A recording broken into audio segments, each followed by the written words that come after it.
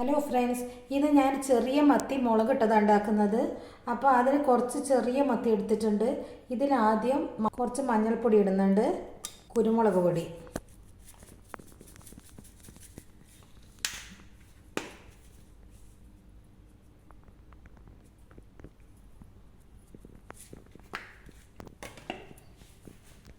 കുറച്ച് ഉപ്പ് ഇട്ടിട്ട് ഇതൊന്ന് തേച്ച് വെക്കാം.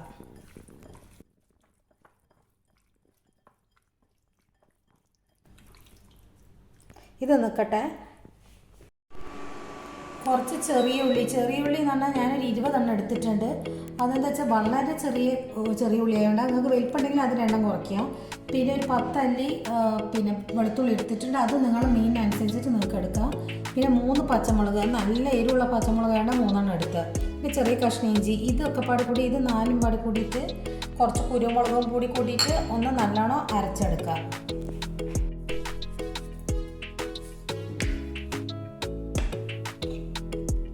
ഇത് നല്ലോണം അരച്ചെടുക്കട്ടെ. ഇത് അരച്ച് വെച്ചിട്ടുണ്ട്.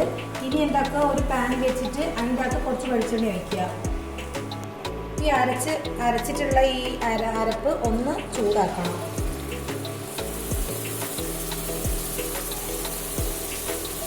കാണാത്ത പോണം.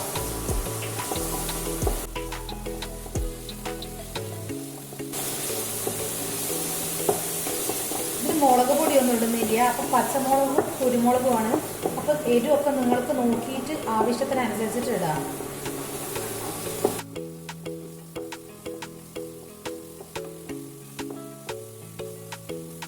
ഇതിൻ്റെ എണ്ണ തെളിഞ്ഞിട്ട് നല്ലൊരു മണമൊക്കെ വരും.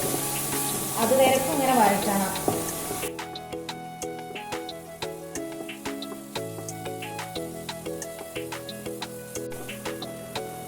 തെളിഞ്ഞ് വന്നിട്ടുണ്ട്. ഇതിൻ്റെ അകത്തേക്ക് ഒരു തക്കാളി ചെറുതാക്കി മുറിച്ചതിടുന്നുണ്ട്.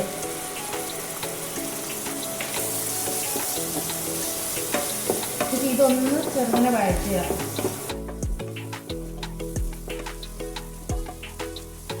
ഇനി കുറച്ച് പുളിവെള്ളം പിഴിയുക.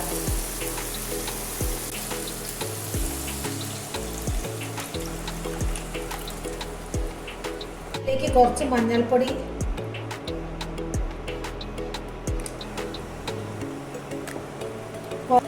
കുറച്ച് ഉപ്പ്, പിന്നെ കുറച്ചുകൂടി കുരുമുളക് പൊടി.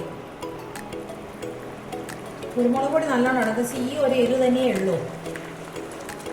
അല്ലെങ്കിൽ പിന്നെ പച്ചമുളകൊക്കെ വേണമെങ്കിൽ കുറച്ചുകൂടി കൂട്ടാം.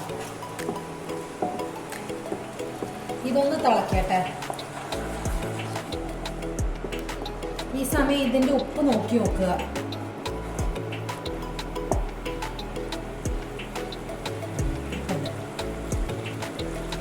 നമ്മൾ തേച്ച് വെച്ചിട്ടില്ല, മീനിലേക്ക് ഇടുക.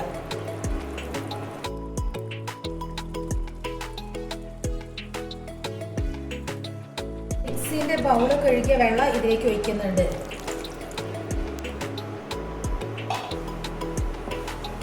ഇതൊന്ന് നല്ലോണം ഇളക്കിയിട്ട് മൂടി വെക്കുക. ഇനി മത്തി ഇതിൻ്റെ ഉള്ളിൽ നിന്ന് ഒന്ന് വേവട്ടെ.